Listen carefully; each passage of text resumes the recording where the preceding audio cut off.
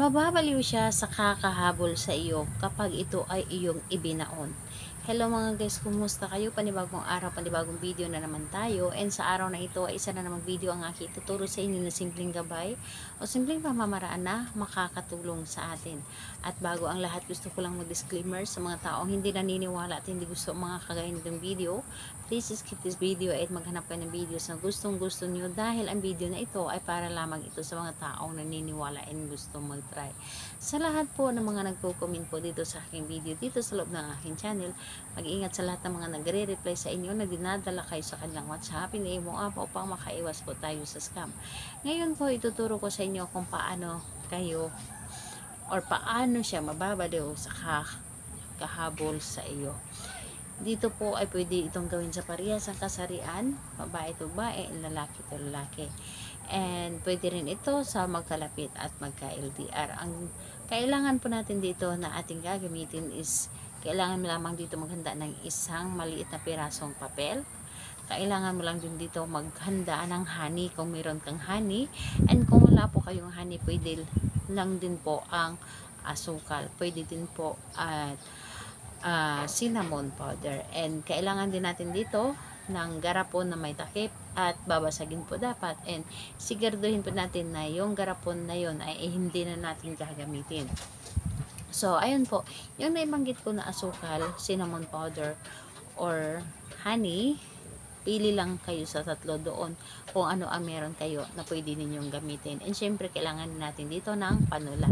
So, ngayon kapag ready na yung mga naibanggit ko na ating gagamitin sa paggawa ng ritual, ang isunod po nating ihanda isang ating sarili. Kailangan lamang natin dito na i-claim sa inyong sarili or sa ating sarili na handa ka na gumawa na isang ritual at buo ang inyong loob sa paggawa nito at hindi ka nagdududa. Dahil yan po ang pinakakailangan natin is ang buo ang loob at tiwala at paniniwala sa paggawa. So kapag ready ka na, pwede mo na itong umpisan. So dito po sa isang papel, isulat mo lamang dito na isang beses yung pangalan at apelyido ni target.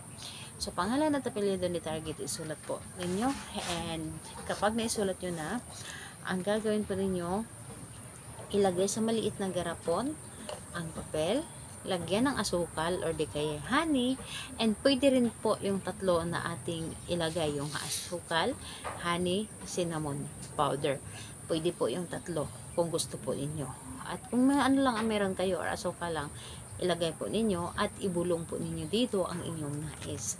Halimbawa na lamang ang kanyang pangalan at apelyido, mababaliw ka sa kakahabol sa akin. Ipaparamdam mo sa akin gaano ako kamahal mo. Ipaparamdam mo sa akin gaano ako kaimportante sa buhay mo. Mamamatay ka or maging hindi ka magiging masaya kung hindi ka or hindi mo ako makakasama. Yung tipong lahat na gusto niyo na sasabihin. Yung tipong parang mamamatay siya na mawala ka sa buhay niya, yung mamamatay siya na hindi ka niya makikita, yung tipong ganon, yung talagang hindi ako mabubuhay kung hindi mo ako makakasama, yung ganon dapat sabihin natin na para din po maramdaman niya o ipaparamdam niya sa atin gaano niya tayo kamahal. And pagkatapos nun, takpan mo lamang itong garapon at agad mo itong ibaon.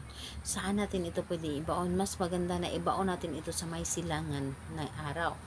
Or di kaya sa harap ng ating pintuan.